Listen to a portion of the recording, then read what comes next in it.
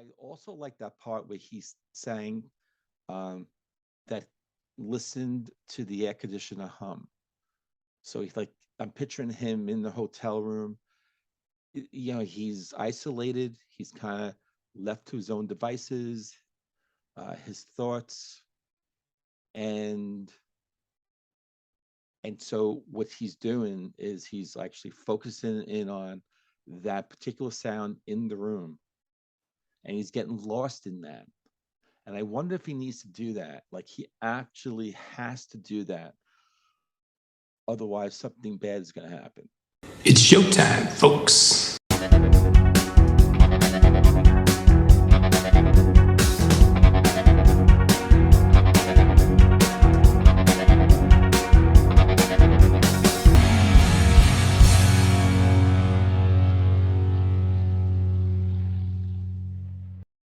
Hey everyone, and welcome to another episode of Into the Music. My name is Greg. I'm going to react to a song request by Arthur Wellwill on my KoFi site. Arthur, thank you so much. And you want me to listen to Warren Zevon, and the song is Desperados Under the Eaves. And so I do know Warren Zevon, thank God. Otherwise, I would have to shut this channel down if I didn't know Warren or any of his songs. And I do know several. And it's interesting what you wrote here. I requested this to show those who do not know that Warren had many sides. That's really interesting. Because I think even if someone knows like a quarter of his songs, I think he's shown like a nice wide range. But now I'm really intrigued about the song, like what this really means and all that. Oh, and you wrote here, also note that the Hollywood Hawaiian Hotel actually existed. So that's mentioned in the song? Okay. It was not the kind of place that VIP stayed during the Oscars.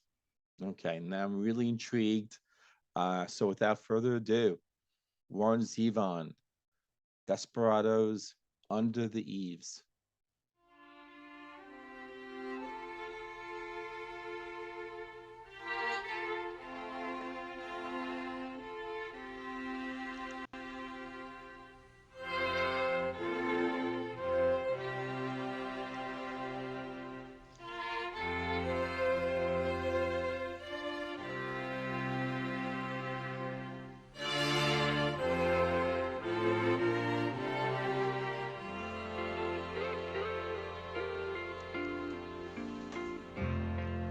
I was sitting in the Hollywood Hawaiian Hotel.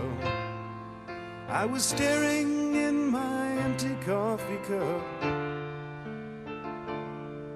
I was thinking that the gypsy wasn't blind. All the salty margaritas in Los Angeles, I'm gonna drink 'em up. And if California slides into the ocean, like the mystics and statistics say it will, I predict this motel will be standing until I pay my bill.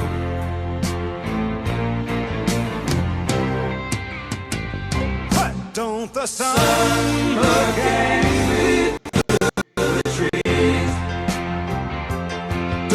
Trees look like crucified thieves. Don't you feel like desperados under the eaves? Heaven help the one who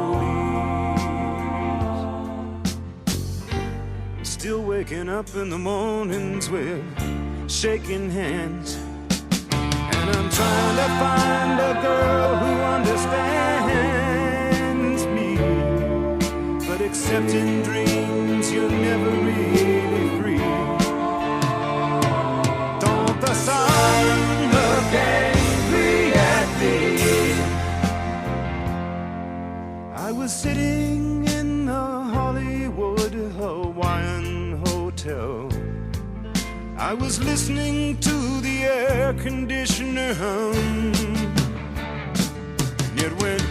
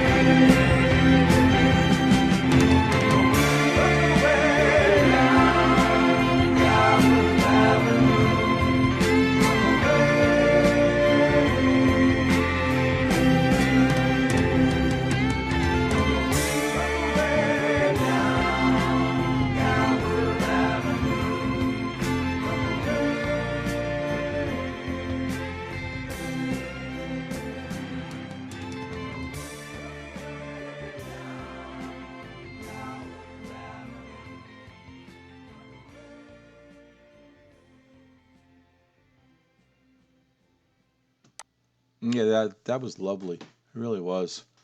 Uh, yeah, the last minute and a half or so, where it was just instrumentation. Yeah, that was perfect. Really was.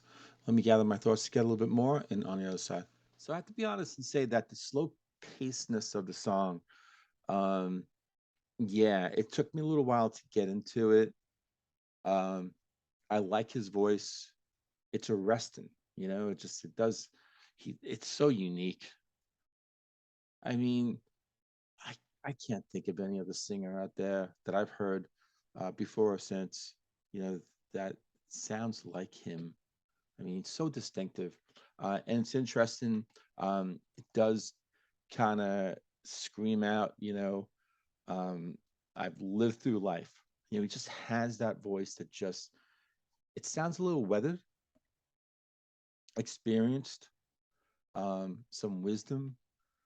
Yeah, and then when he's kind of belting out those kind of werewolves in London and lawyers, guns and money, there's um, it brings something real. It's kind of ominous. There's something threatening. Yeah, you know, it's just he just is able to really kind of um, make you believe almost everything he's singing in all these different songs. And that's pretty unique, I think. Um, I think that's what sets him apart from a lot of songwriters out there. I know he's passed away, but I mean, his music still lives on, you know? Absolutely. It's got a really great legacy.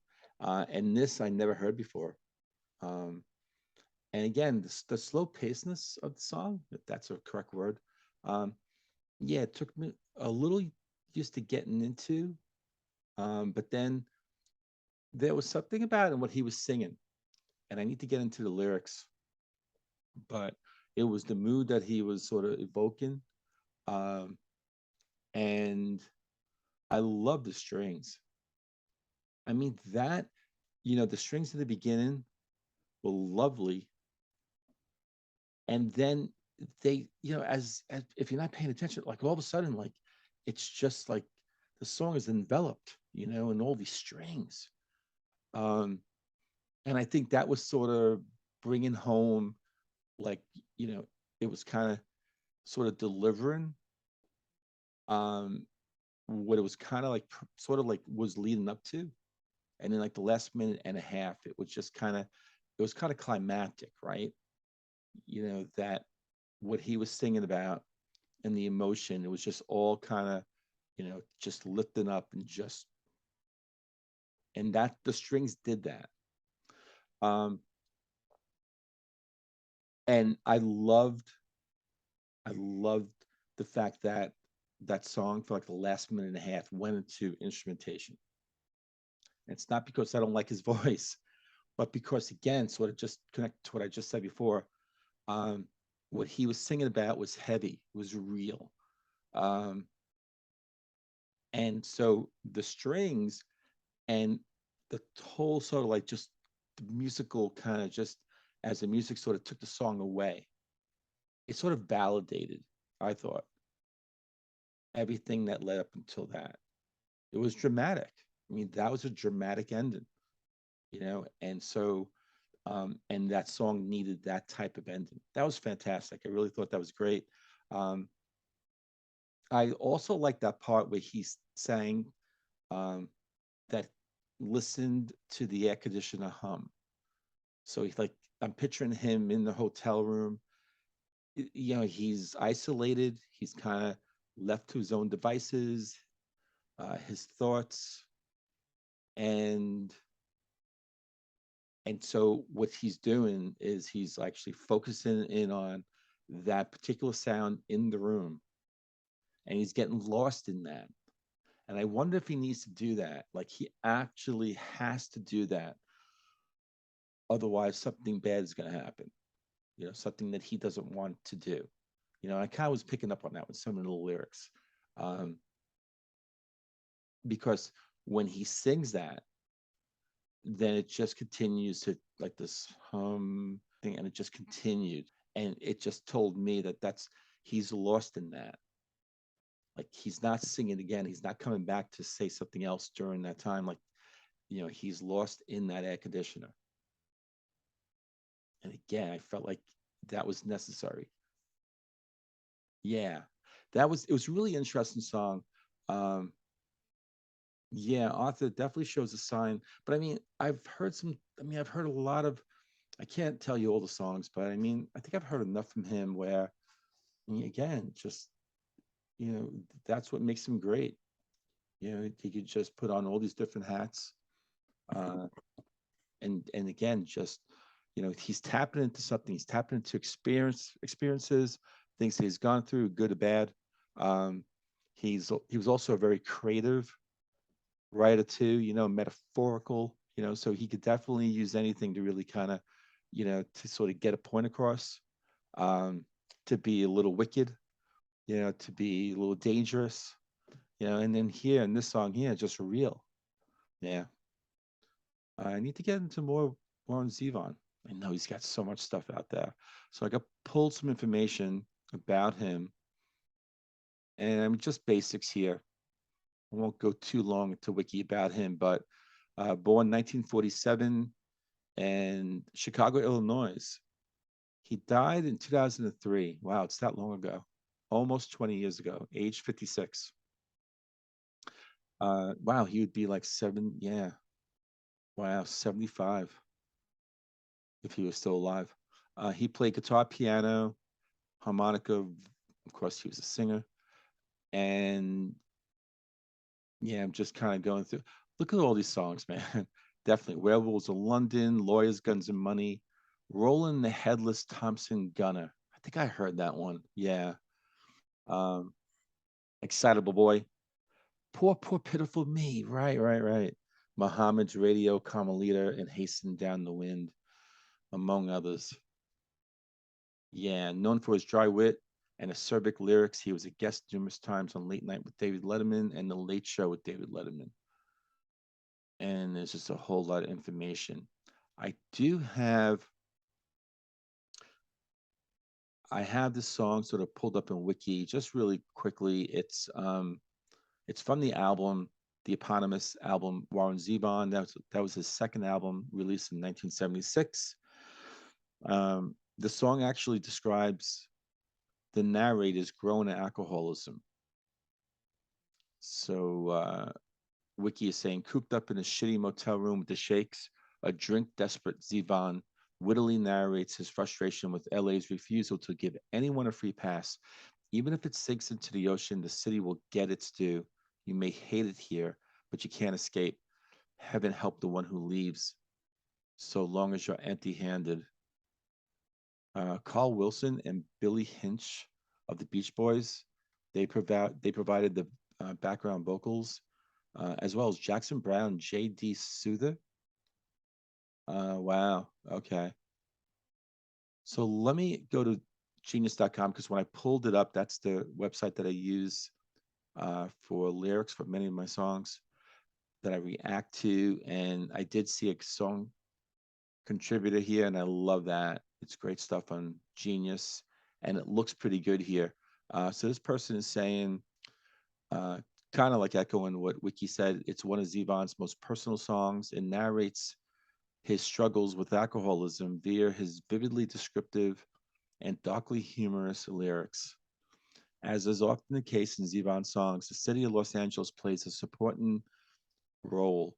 The song's lyrics are somehow very descriptive while being quite vague throughout the back, though the backstory is straightforward.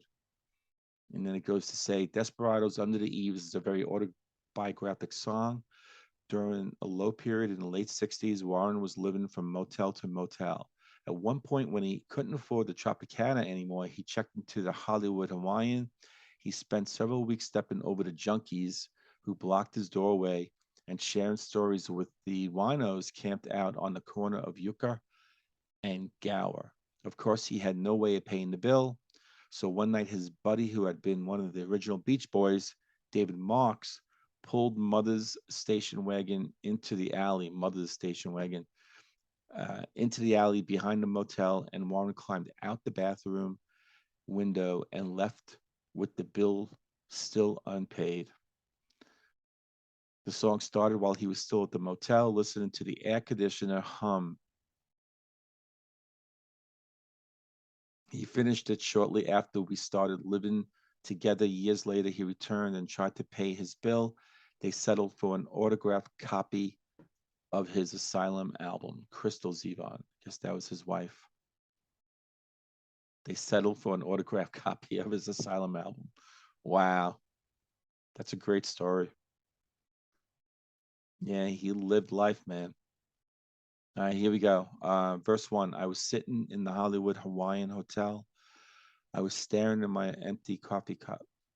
I was thinking that the gypsy wasn't lying. All the salty margaritas in Los Angeles, I'm going to drink him up. Verse 2.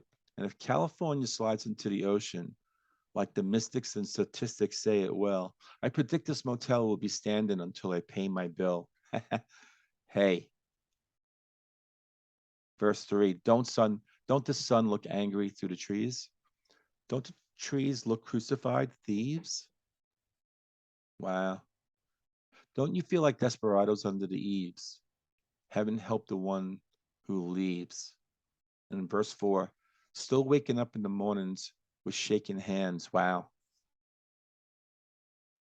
Wow, that's vivid. I'm picturing him in that hotel, his hand shaking. And I'm trying to find a girl who understands me, but except in dreams, you're never really free. Don't the sun look angry at me? In verse 5, I was sitting in the Hollywood Hawaiian Hotel. I was listening to the air conditioner hum. It went, that's right, and it just keeps doing that. Outro, look away down Gower Avenue, look away, look away down Gower Avenue, and just repeats that. So I was right. That humming after that air conditioner line, that was basically the takeout. Well, in addition to look away, look away. But that was kind of it. It was done with the verses. That's what I mean. Wow. Such a good song. I think it's a great song. I need to go back to it. The lyrics, I think, um, the lyrics are the sort of bring it home for me. Uh, I'm very intrigued. I like the song.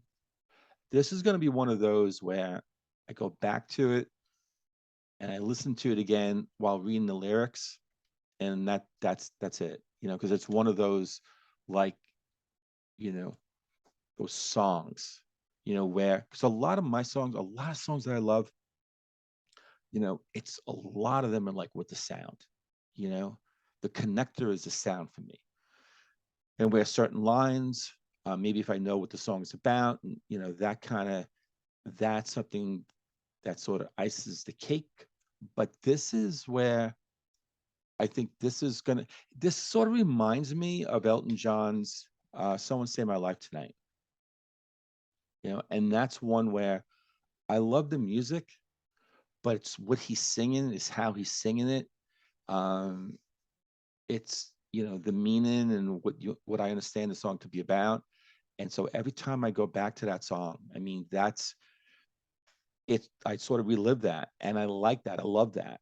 And I got a feeling that this actually has a lot of potential to be something like that, if that makes sense. Arthur, this is a great song request. Thank you so much. I appreciate this. And for everyone out there who listened to this and watched the reaction, what do you think? If you liked it, hit the like button. That'd be fantastic. If you haven't subbed yet, why don't you sub? Come on, join. I'm trying to grow this channel. And with that said, I'll see every one of you on the next episode of Into the Music.